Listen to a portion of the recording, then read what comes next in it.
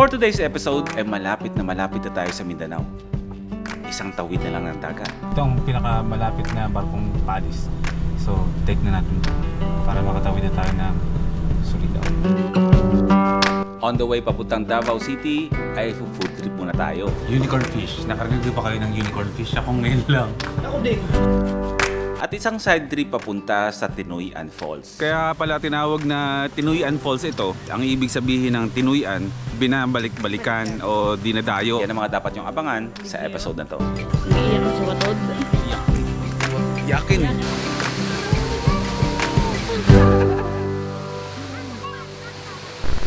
ganda talaga nito, guys. Pagkatapos masilayan ang pagbukas ng ilaw ng San Juanico Bridge,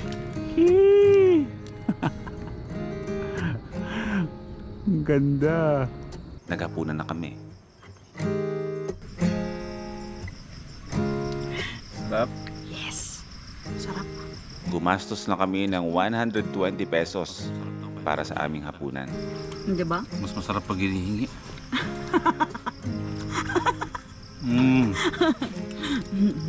Welcome back to another van life episode. Nasa Visayas na tayo. Naalala ko nung nag-Philippines ko, kung din ako natulog sa hotel. Alas 8 na ng gabi. Pero yung pakiramdam dito sa lugar na tinuloy natin ngayong gabi, parang hating gabi na. Di pa ako tapos mag-edit, sumisipa na yung antok ko. Dahil siguro sa lugar na malamig eh. Malamig no? Malamig ngayon dito. Hindi siya tulad nung kanina na bumabiyahe kami papunta dito na grabe, napakainit. Medyo hirap ako mag-adjust sa grind na ganito na nagda-drive ka maghapon, tapos maghapon babad ka sa init, tapos nag-edit ka pa sa gabi, nagsasabay yung gusto mong enjoyin yung biyahe. Pagdating ng gabi, naglalaban na gusto ko na magpahinga. One man team lang kasi tayo nag-shoot, tayo nag-edit, as in yung mga ganitong moments, yung nag-iisip ako na mas ma-enjoy ko yung travel na meron akong editor, pero hindi pa rin siya lumulusot para sa akin kasi syempre experience ko to, parang mas gusto ko pa rin na ako yung nag-edit ng sarili kong experience. Pero matutulog na kami. Enjoy na lang namin yung gabi na to na malamig dito, at bukas biyahe, mag stop over na lang kami para gawin ko tong editing na to kasi mas mahalaga yung pahinga. Good night na muna sa inyo lahat. Kami matutulog na. Kita tayo bukas ng umaga pagkagising.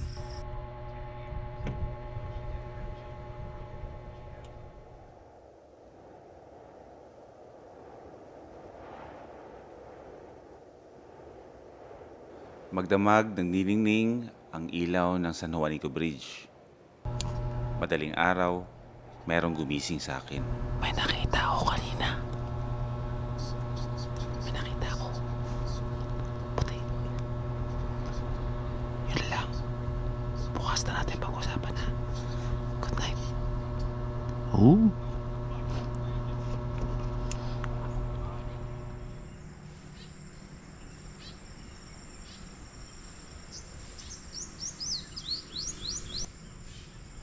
Nagising ako ng alas 8 ng umaga. Si Prisha, masarap pa rin ang tulog. Dahil sa magdamag na electric fan powered by Bluetti. Morning. Good morning. Mahal na mahal mo yung electric fan mo Oh, syempre, dito ako nakakatulog na maayos. Ikaw din, di ba? Oo.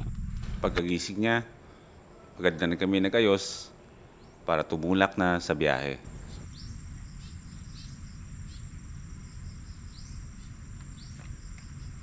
Nung umalis na kami, ay kinuwento ko kay Prisha kung ano ang gumising sa akin kanina madaling araw. Kagabi, di ba mas malakas yung third eye mo?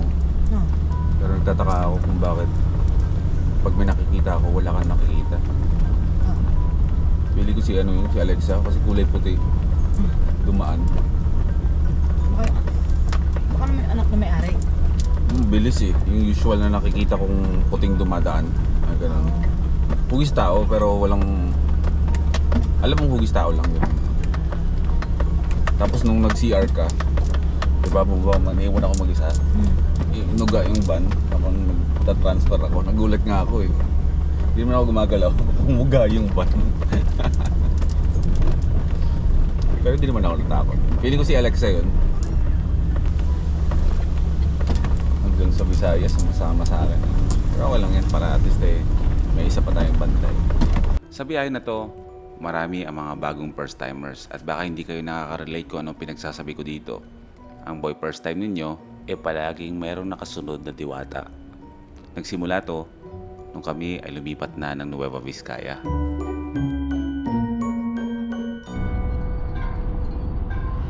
Tuloy ang biyahe natin, pero sa paraan na dahan-dahan lang.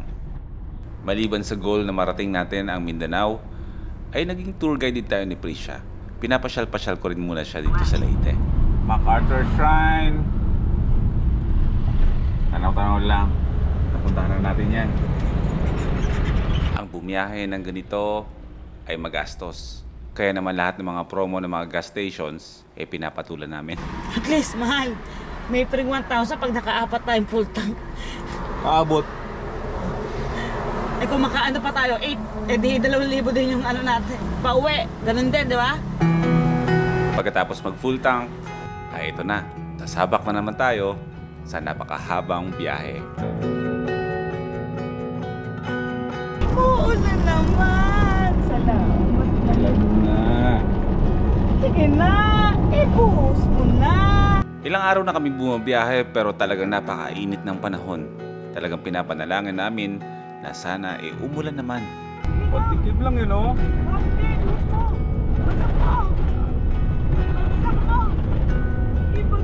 Oy, saktong-sakto yan. Pag bumuhos yung ulan, mag-stop over tayo. Alam mo ba kung bakit? Ako maliligo. Alam mo ba kung bakit? Alam mo ba na malapit ka na sa pinakamataas na tulay sa buong Pilipinas? Oh? Ito na yon. Paakit na tayo dyan. Paakit na tayo doon. At kahit na paulit-ulit kong dinadaanan ng mga lugar na ito, gusto lang parang bago na rin sa akin. Dahil masaya ako nakikita kay Prisha na nag-enjoy siya. Ulan din sa wakas!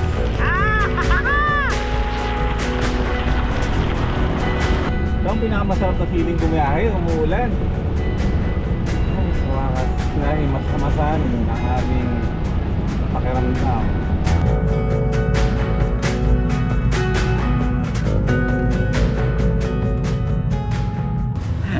Nagkita ulit tayo. Nagkita ulit tayo. Ito yung mga aso dito sa tindahan katabi ng Agas-Agas Bridge, pinakamataas na bridge sa buong Pilipinas. Nakita ko ulit yung mga aso dito na nung tumambay ako dito. Philippine Loop ko yata yun, solo ako. Yung dumaan ako dito, sarado yung tindahan. Tumambay lang ako dito kasi umuulan. Itong mga aso na to ang laging sumasalubong sa akin dito. Nakakatawa namang nagkita tayo ulit. Ang tindahan katabi ng Agas-Agas Bridge na hindi ko alam kung bakit lagi kong hinihintuan. Isa siguro sa mga dahilan ay ang magkape at magpahinga sa pinakamataas na tulay sa buong Pilipinas. Model. Pangalawa, dahil siguro sa mga mababait na aso dito na lagi kong inaabutan ng pagkain tuwing ako'y nadadaan dito. Doon si binigyan namin ng mga tinapay yung mga aso. Lahat kumain maliban no sa favorite kong parang biik. Kailangan pala siyang subuan at kailangan sa salitang Bisaya. Sa'yo na siya ngayon. Oh.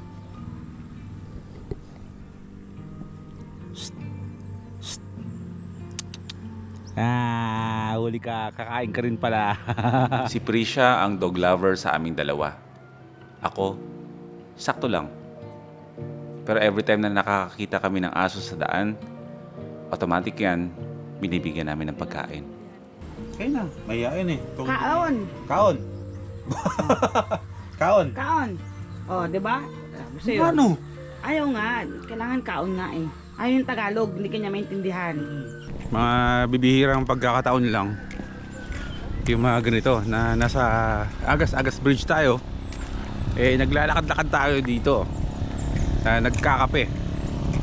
Ang magkape sa pinakamataas na tulay sa buong Pilipinas.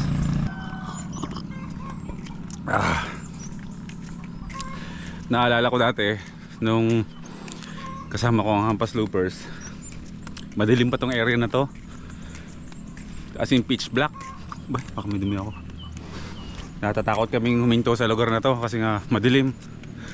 Pero ngayon eh hindi niyo na dapat katakutan ng lugar na to, daanan sa gabi. Maliwanag na dun. Tsaka dun sa dulo may mga militar na dyan. Nalulula ako sa lalim. Sayang wala tayong drone. At ang drone natin ay lobat lahat ng batteries ko. Oh my god. Pwede kang pumunta doon para mag picture. Pero ayaw kong gawin yung mga ganyang bagay. Lalim. Iba yung feeling ngayon na nandito ulit ako sa Agas-Agas Bridge. Namnam ang ganda ng lugar.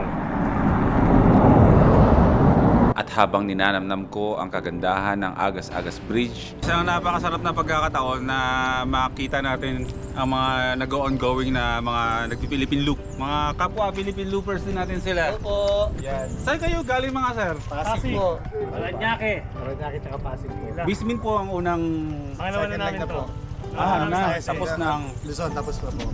the connection of being a Philippine Looper, kahit hindi kami magkakakilala personal, pag nagkakasalubong kami sa daan, sigurado yan, magbabatian. talagang lakas makapag-alala ng mga pinagagawa natin. Ba't yung motor nila malinis pa rin? Ha? Ba't nung kayo ang dumi? Kami nauulanan. Ay, oh sa bagay, maulan nga pala nung Paulan kayo. niyo sa akin, nakakasiti. Shoutout Yes, po. kay HB Moto. Salamat po. May page ba, no? Apo, meron po. O, sa Facebook and YouTube, for sure yan, meron yan. And TikTok. Supportahan natin ang TikTok. HB Moto. Ano ba, sticker? Thank you, thank you. Kayo, Shout out, hello. Boss, Maraming ingat po salamat kayo. pa. See you po, see you po. Bye-bye po. Ingat po, ingat sir. Ano Andun po? na Ano na po? Thank you, ingat kayo. Salamat! Ingat boss! Ingat po! Salamat! Ingat din kayo! Ngayon pa lang ay binabati ko na agad ang mga hihiranging mga bagong Philippine Loopers. Marami pa silang pagdadaanan. Pero alam ko, lahat yan mapagtatagumpayan nila. Let's go, Philippine Loopers! Yeah! Woo! Yeah! Kilabot! Ingat! Sarap! Magkikita-kita tayo sa pier! Back to beach vibe tayo. And since na nasa Visayas tayo, papunta sa pier ay talagang madadaanan mo ang mga nagkagandahang mga karagatan. Mga beach ba? Sa sobrang gaganda ng mga tanawin na dinadaanan namin sa biyahe, ay nawawala na sa isipan namin na magluto pa. Kakasilip sa mga magagandang mga beach at mga cottages, ay meron kami nakitang isang karinderya. Welcome sa Leras Kananan sa Look. Kainan sa Look. Look is parang lugar po, no? Purok, Look. Yan ang tanghalian natin. Isa lang ang ulam natin. Share tayo. May sinigang na baboy. Huminto muna kami dito sa Leras Park. Leras Park. Dito muna kami sa Leras Kananan sa Look. Mga isang oras na lang, mararating na natin yung Port of Liloan. Yun yung patawid na tayo ng Surigao. Mindanao na yun. Hindi na namin kasi matiis ang aming gutom. Talagang yung mood namin ngayon is bumiyahe ng bumiyahe. Food tripping.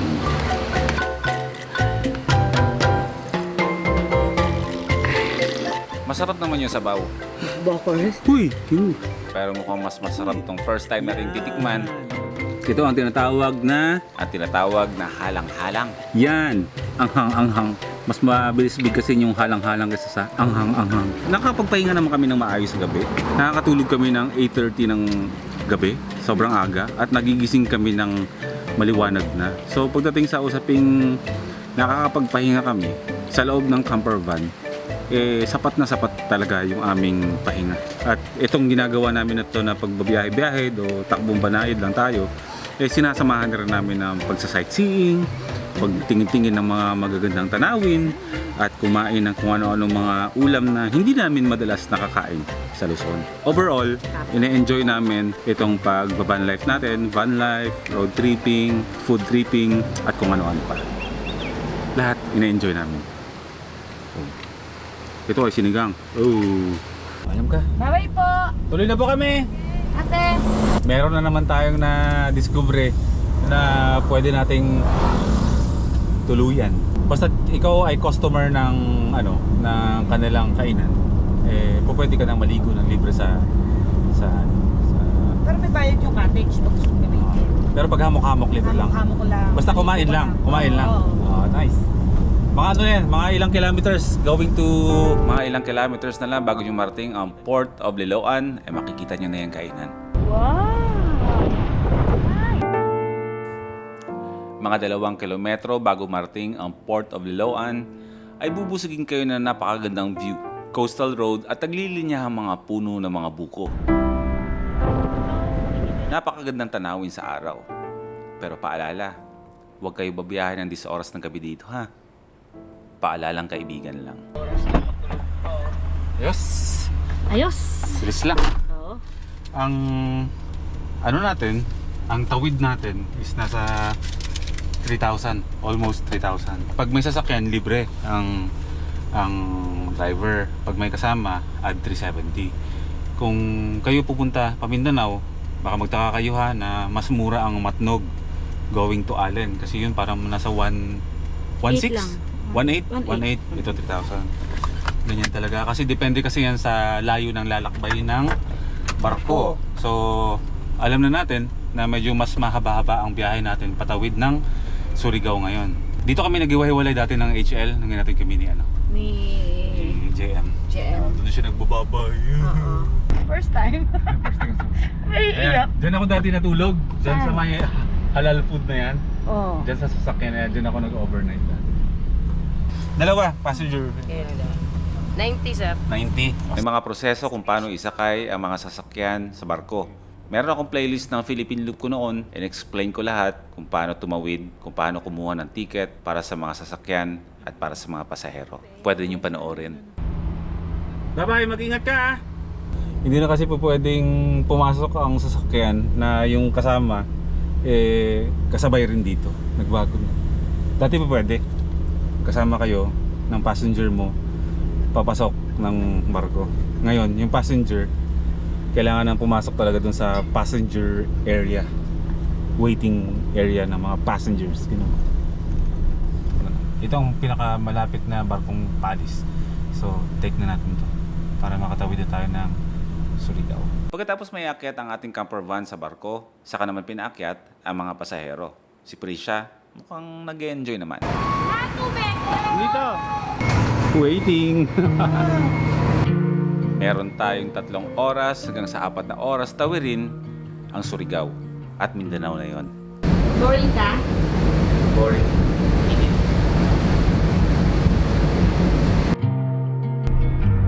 Let's go! 7 p.m. from Surigao going to Bislig. Welcome to Lipata Port. Nasa Mindanao na tayo. Kakalubog lang ng araw at meron pa tayong oras dumiretso papuntang Bislig para bisitahin ang ating kaibigan doon.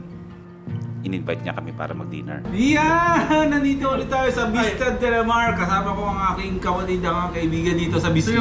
family. Family! Welcome home! Welcome home! Si Bro Marks. Nakarinig ba kayo ng unicorn fish? Ako ngayon lang. Ako din. So sa mga nagtatanong kung anong itsura ng unicorn fish or tinatawag na gangis dito, is ito yung itsura niya. Ayan siya. Para siya mga kaibigan ni Nemo. Ganyan. Hipon. Hindi namin alam kung paano namin uubusan ang lahat ng ito. Pero kumain tayo na maayos. Ito yung crab natikman ko na to nung kasama ko si Motor ni Juan dito. Ito yung rellenong alimasag. Kailangan mo matikman to. Grabe. Masarap to. Hindi mo na kailangang maghimay ng crabs para makain mo siya ng maayos. Binisita natin si Bro Marbs dito sa Bislig kasi syempre parang sa Visayas din na meron tayong mga pamilya na hindi natin pwedeng lagpasan. So pag dito tayo sa Mindanao, automatic yan na bibisita talaga tayo kay Bob Marks dito sa Bislig. The last time na pumunta ako dito sa Vista Del Mar, parang simpleng ano pa lang yun bro, no? Ano ba bang? Oo, parang may mga open air function hall pa lang ang meron. And then after, wala pa nga yata ng isang taon, pagbalik dito, eh parang mga kabuti ng sulputan na meron ng restaurant na bago dito na nag-cater na ng mga customers mula dito sa Bislig. At kahit na hindi mga taga Bislig, tulad sa amin or kunwari kayo bumabiyahe at madaan kayo ng Bislig, eh pwede kayong dumaan dito sa Vista Del Mar. Open na sa kahit anong klaseng events like kasal, meetings at kung ano-ano pa. Meron for 20 conference rooms, meron din restaurant, and then may function room good for 120 to 140 people. Nasa Google Maps din naman, makikita niyo yan. At ito yung mga contact numbers nila. At ito yung kanilang Facebook page para i-check ninyo kung ano yung mga food na sinaserve dito sa bagong bukas na restaurant na ang sasarap. Abot kaya. Maliban sa Vista Del Mar, meron din silang hotel na ang pangalan ay Paper Country Inn. The last time na nag-Philippine Loop tayo, dito tayo tumuloy. Welcome to Bislig. Pagkatapos namin mag-freshen up sa hotel, ay tuloy na tayo sa biyahe. Ngayong araw ay tutumbukin natin ang Davao City. Pero bago yon, ay meron tayong dadaanan ulit dahil gusto kong dalhin si Prisha doon. Ito ang falls na hindi mahirap puntahan eh. Oh, Oo, simentado hanggang dun sa ano eh, sa dulo. yan. Walang ibang nararamdaman kundi ang excitement dalhin siya doon. Pero si Waton, eh hiyaw pa rin ang hiyaw. Malapit ka, Tot. Malapit ka na sa doktor mong si Dr. Laagan. Kapag lumili ko, umiingay no? Oo, ayaw. 3 hours and a half na lang tayo kay Dodong Lagan. Magagamot ka nga wa doon.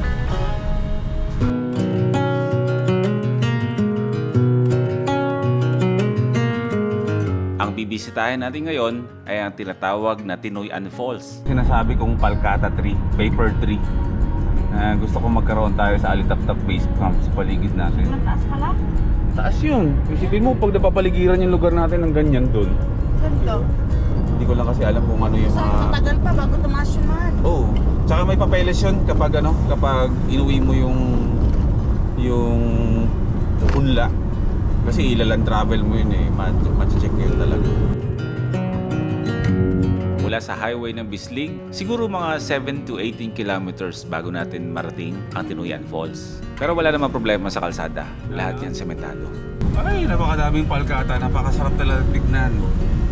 And along the way, papunta doon sa Tinoyan Falls ay madadaanan itong 77 Lake. Bakit nga ba 77 Lake ang tawag sa lugar na ito? Napakasimple lang. Ang sukat ng buong lake na ito ay 77 hectares.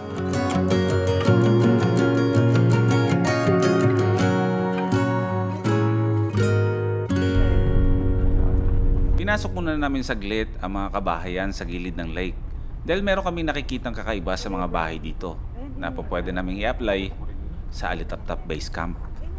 Kahit ganyan na simple, oh. Ganyan yung ilagay natin sa ano? Oo, tanong natin kung anong tawag dyan.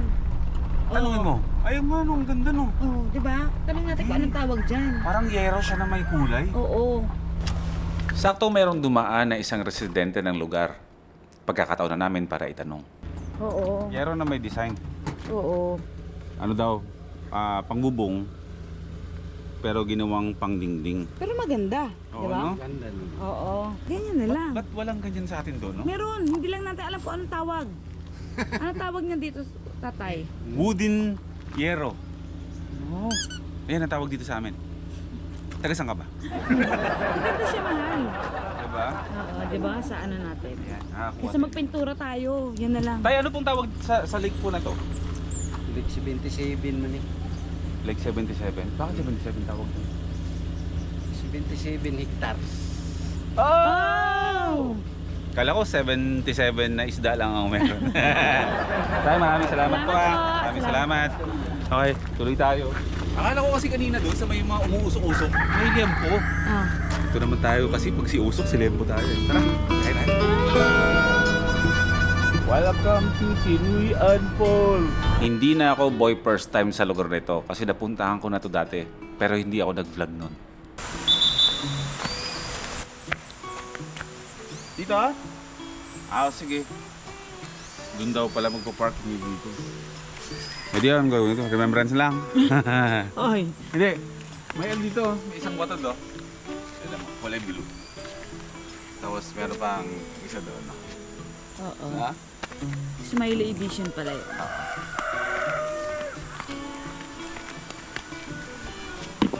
Uwi ko sana ng Luzon eh. Akala ko naman kasi parking doon. Yun pala, yung isang mini wagon doon, sira.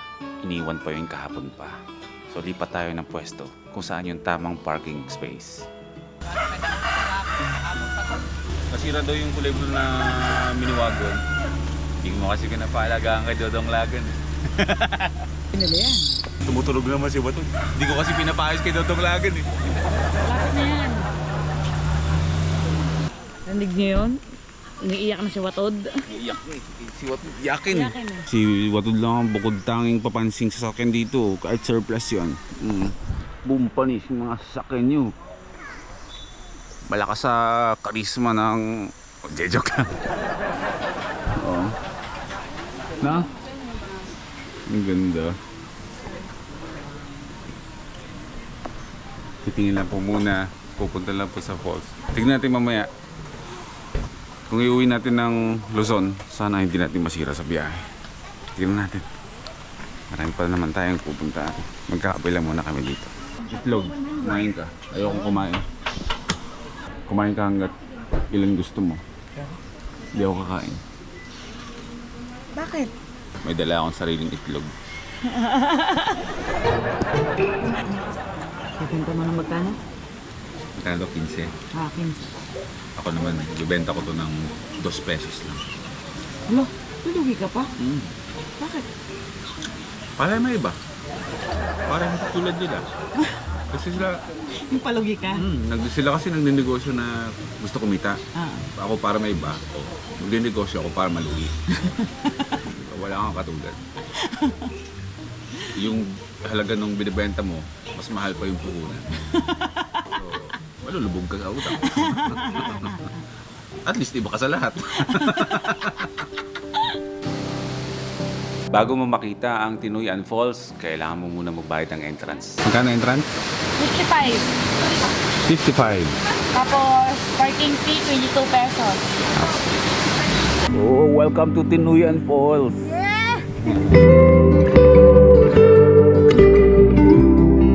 Okay, nandito na tayo sa Tinuyan Falls. Kaya pala tinawag na Tinuyan Falls ito ay ang ibig sabihin ng Tinuyan is parang binabalik-balikan o dinadayo. Yan ang ibig sabihin ng Tinuyan. Dinadayo, binabalik-balikan. Yan. Now we know. Now I know. Hindi lang tayo simulate na malakas yung agos ng tubig. Hindi kasi nag-uulan-ulan eh. Pero kapag umuulan talaga yan dito, yung buong wall na yan is kulay puti talaga yan. Parang Niagara Falls sa ibang bansa pa. Ganda. Second time. First time. First timer. First timers here. Pupuntahan mo talaga o babalik-balikan. Yan ang ibig sabihin ng Tinuyan. Sounds like natuyuan lang kasi. Kaya akala ng iba yun ang meaning. Tinuyan. Tinuyan. Oo, Tinuyan. Hindi mo na-experience ang tulad ng dati, ay ma-appreciate mo pa rin ang meaning kung bakit tinawag na Tinuyan ito. Siguradong babalik at babalikan mo. Boy, ano na boy? Ano ba? Pinatatahimik pa ako? Pag-anyas oh. Pag-anyas ka pa. Mga boy first time epic drone shot.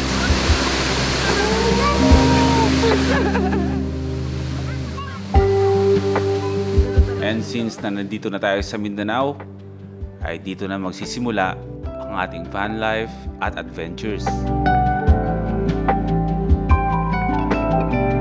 Hindi lang puro camping at van life ang gagawin natin dito. Lalabas din tayo sa mundo ng pagva-van life. Bibisitahin natin ang ating mga kaibigan dito at ang mga lugar na dati nating pinuntahan. Tutuklas din tayo ng mga bago, yung mga lugar na na hindi pa natin napupuntahan. Pinag-iingay. Next episode ay dadaan natin kay Dodong Laagan ang ating mini camper van. Yan naman. Pinasyal tayo ni Dodong sa kanyang nyogan. Magbubutong ano kami. Coconut party. Coconut party. Sama ko na si Dodong. At sa kanya tayo makikituloy habang ang ating camper van ay ginagawa. Pero sa camper van pa rin tayo matutulog na napapaligiran ng napakaraming minivans. Life is gonna happen one way or the other, whether you like it or not. Stop looking for the answer. Magkita ulit tayo sa next episode. Life is good tayo dito sa Davao City. What you've got